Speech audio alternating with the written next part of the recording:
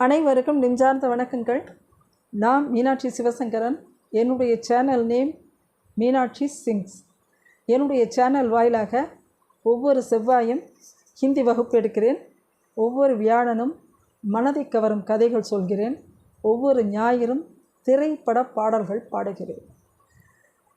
இன்றைக்கி வியாழக்கிழமை உங்களுக்கு ஒரு நல்ல கதை சொல்கிறேன். ஒரு முறை ஒரு பெண் தன்னுடைய சிறிய பையனை கூட்டிகிட்டு காந்திஜியை பார்க்க வராங்க.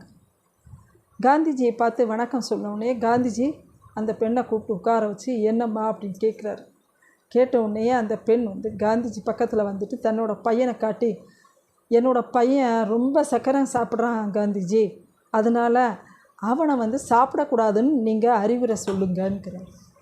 உடனே காந்திஜிக்கு சிரிப்பு வந்தது. சிரித்து கொண்டே என்ன சொல்கிறாருன்னா, அடுத்த வாரம் வாங்கம்மா நான் சொல்கிறேன்னு சொல்கிறாரு. சொன்ன உடனே அந்த பெண்ணுக்கு ஒரே குழப்பமாக இருந்தது. சரி அப்படின்னு சொல்லிட்டு தன்னோட பையனை கூட்டிகிட்டு வீட்டுக்கு போய்ட்றாங்க.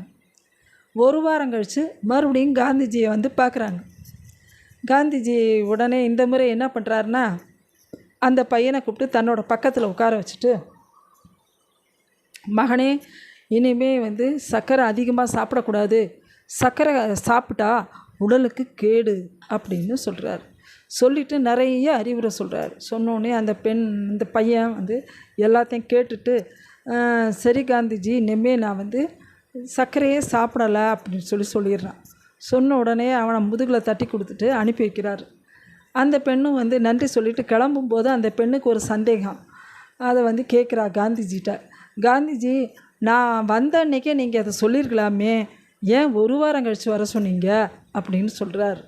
சொன்ன உடனே இந்த காந்திஜி சொல்கிறாரு, நானும் அதிகமாக சர்க்கரை சாப்பிட்டுக்கிட்டு இருந்தேன், நான் சாப்பிட்றத நிறுத்திட்டு தான் உங்கள் பையனுக்கு சொல்ல முடிஞ்சுது, அதனால தான் ஒரு வாரம் கழித்து வர சொன்னேன் அப்படின்னு சொல்கிறாரு.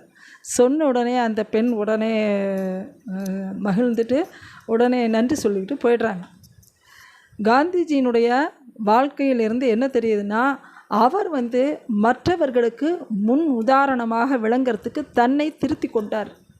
அது மாதிரி நாம் மற்றவங்களுக்கு ஒரு அட்வைஸ் பண்ணுறோமா, அப்போ நம்மளை நாம் திருத்திக்கணும். திருத்திட்டா தான் மற்றவங்களுக்கு சொல்ல முடியும்.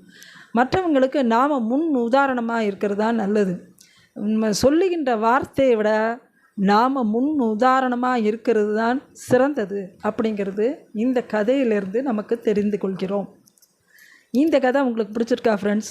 பிடிச்சிருந்துச்சுன்னா லைக் பண்ணுங்கள், கமெண்ட்ஸ் பண்ணுங்கள், ஷேர் பண்ணுங்கள், சப்ஸ்கிரைப் பண்ணுங்கள்.